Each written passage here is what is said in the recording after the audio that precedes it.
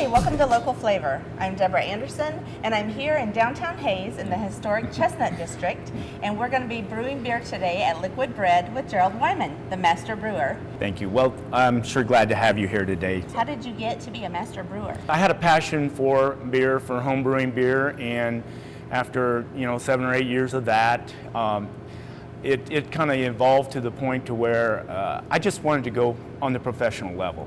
And what you do on that level is, if you're going to do that on your own, you pretty much design a brewery, you set it up, and I brought my recipes to Hayes and kind of went from there. So these are home recipes that you made in your home? Yes, they are. They all evolved from pretty much what I did at Brownell. The LB Brewing Company, what does that really mean?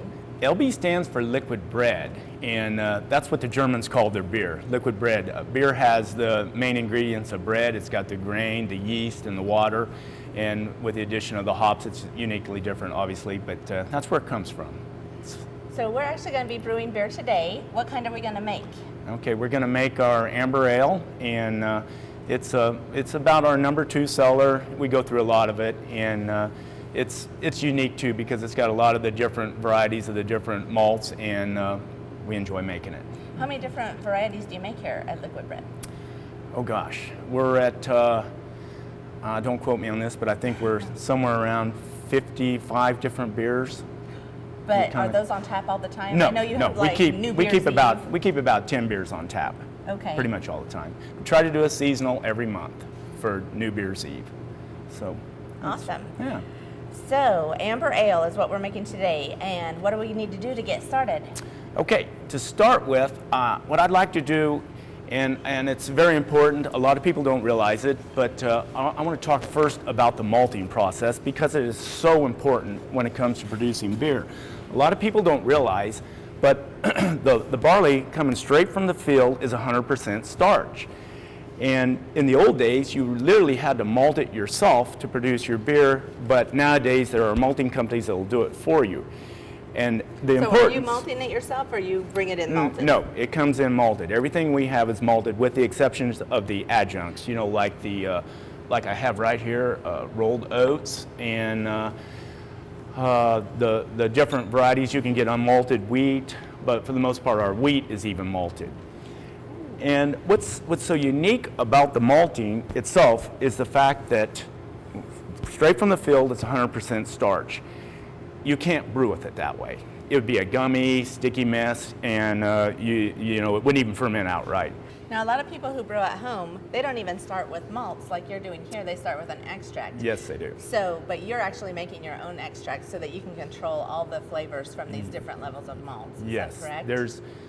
You can purchase on a homebrew level. You can get the dried malt extract called DME for short, and then it's already been prepared for you. You would take this wort, the extract that we would make. They would dry it down to a syrup form and a powder form. Right. So, but this is where you're going to get a lot of your flavors from, is the malts. So that's why you're creating your own malt extract. This is where the design for each recipe starts. Is the malt bill? Is what we call the malt bill. So. Every recipe, you determine what you need for the color, for the flavor of the beer, and you design the recipe off the malt, starting with the malt. Then the hops will be later. Okay. Okay.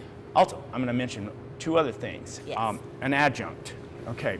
The diastatic power of the enzyme activity in the 2-row, there's enough enzyme, let's call it what they call power, that it can convert more starch than just that starch in itself, okay? And that's where an adjunct comes in, like the rolled oats in an oatmeal stout. This is 100% starch form. Like the sweet potatoes in our colonial ale, that again is 100% starch. Well, there's enough enzyme activity, diastatic power, that it can convert those starches over too. And that's an adjunct. Anything from like a pumpkin, sweet potatoes, oats, 10% of the actual malt bill can be an unmalted product, and it can convert that over too. Awesome. Okay? So you can get more flavors and fermentable sugars from other products. That's what makes it a lot of fun too, doing the pumpkins and pumpkin ale. And Yeah, it's important to come to New Beer's Eve so you can try them all.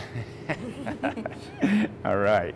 Okay, so how are we going to make this extract? It's quite a process, isn't it? Yes, it is. All right, the first thing we're going to do, and this is the beginning of the actual brewing process, we'll do it the night before, is you will get the recipe all set up, we'll go ahead and mill in. And by milling in, what we're going to do is it's going to go through a malt mill, and we're going to crush the malt. It doesn't grind it up. We're going to crush the malt because we want the husk available on this alt. We're going to break it into about 3 to 5 pieces and retain the husk for part of the brewing process down the road. It's going to be very important to not over mill. It opens the grain up, exposes the starch to the enzymes. Okay, and then where does it go? Okay, it's going to take a name change. Straight from the field, it was barley. We turned it into malt. Okay, it's malted two-row, malted roasted malt. And once it's crushed, it becomes grist. It's going to go up the sweet bogger, grist. It's going to go up the sweet bogger into the grist hopper in the brew house. It's been sitting in the hopper overnight. Yes. So now what are we going to do to get ready to mash it? On brew day, we're going to start off by, we're going to preheat the mash tun because mashing is all about time, temperature, pH, and mash thickness. Basically, we're going to make a soup in a vessel, and it's going to be, it's a dual-purpose vessel. It's a mash tun and it's a lauter tun, and we'll go over the lauter tun in just a second here. But the mashing is the most important, one of the most important parts too, because it's going to determine literally the outcome of the finished product. We're going to determine that in the mash, and by doing that, we're going to manipulate the time, the temperature, make sure we're at the right pH and the right mash thickness to produce a light-bodied, medium-bodied, or full-bodied beer, plus get 100% conversion for a fermentable sugar. He has to make a decision with the grain he's just milled and is waiting in the hopper. He has to decide what temperature of water am I going to mix with it, how much water am I going to put in, how much versus this milled grain, or grist as you called it. And so, and all of that affects the flavor. Yes, the pH and the temperature and the thickness of that soup that we have in the mash tun. And it's a really neat little place where the water and the grain mix. Like the hopper lets the grain out, you pull out that little slide. Yes, and it's hydrating. And the water comes out at the same time, so it's like a swirl, it's all coming in. And that'll keep you from getting little dough balls and stuff, right? Correct. We'll keep an eye on that too as we're mashing in.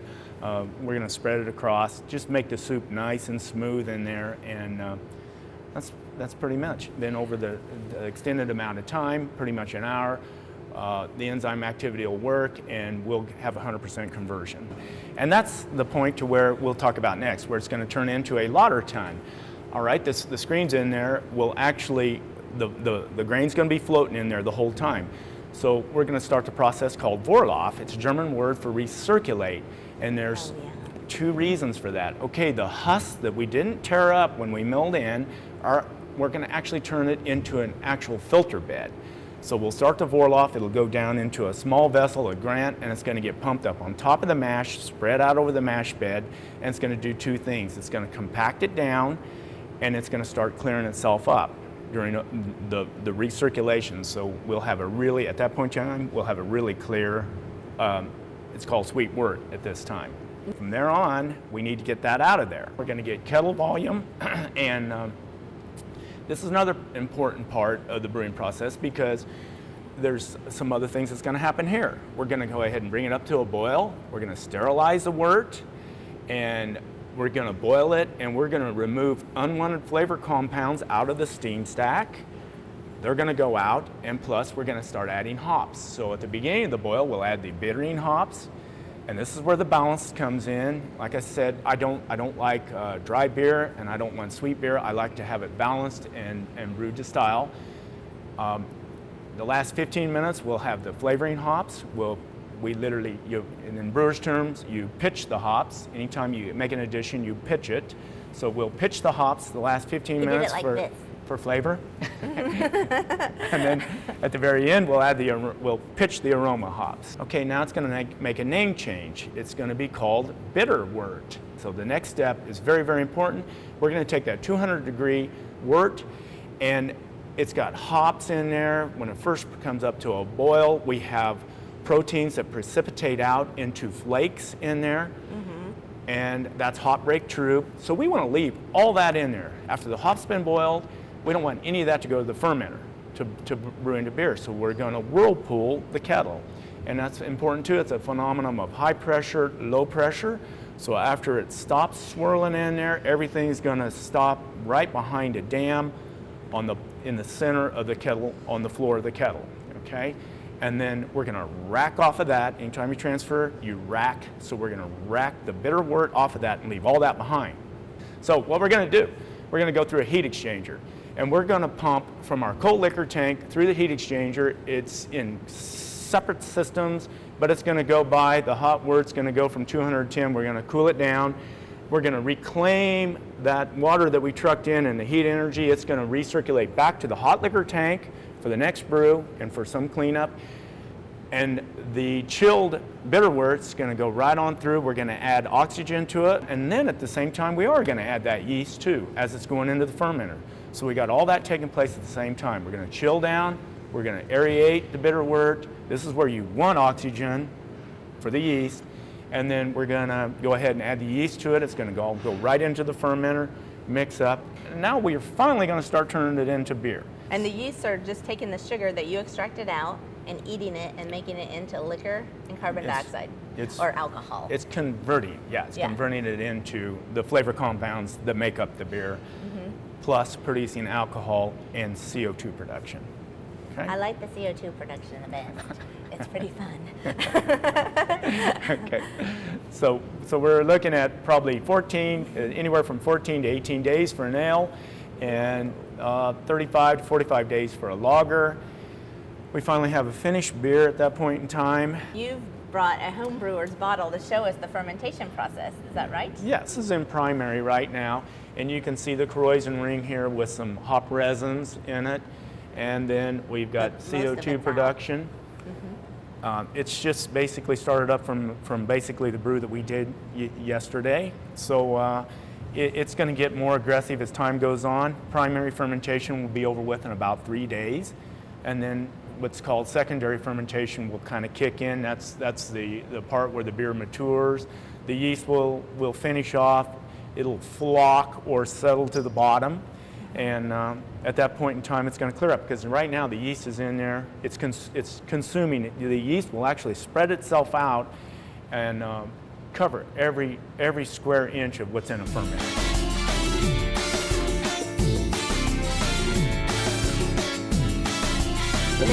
This is the finished product. When it gets through everything, and after fermentation, conditioning, and filtration, carbonation, finally you get it to the tap. Is this one filtered?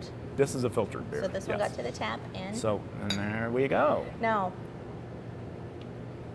I'm a less experienced beer drinker than most. What kind of things are you looking for? Like, if someone who knows a lot of flavors of beer, what are they gonna? Or like when you take them to your contests, what things are they looking for? Okay, it's a pretty intense competition. I mean, they're looking for any kind of an off flavor. You want all your aromas to be perfect. You want to be able to smell some caramelized malt on the amber, and it's got to be the right color. You want it balanced to style. So in this, I should be able to pick up some flavor of hops, at least I think I do, from tasting it. The great thing is comparing it from the sweet wort to the bitter wort, and you can say, oh, that's what the hops adds, and now I can still taste that in here. In the finished product, yes. Little flavors of the sweet wort, just a little bit. Our amber, it's not a real hoppy beer to the style. But you should still be able to taste a little hop flavor and definitely some caramel on there. Do you get any caramel on it? A little bit of hint of caramel, maybe? Okay, great. It's very good. Thank you. All right, well, thank you for coming over. And thanks everyone for joining us on Local Flavor. We'll see you next time.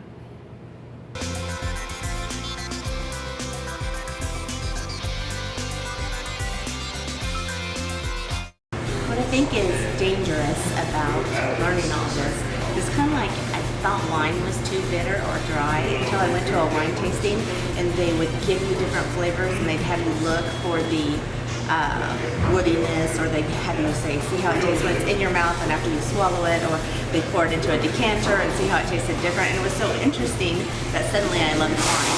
Now, I've always thought that darker beers were a little too bitter for me, and now I'm afraid that I know how much craft goes into it, that I'm going to want to taste them all and see if I can identify different parts of the process. So, very interesting, probably dangerous.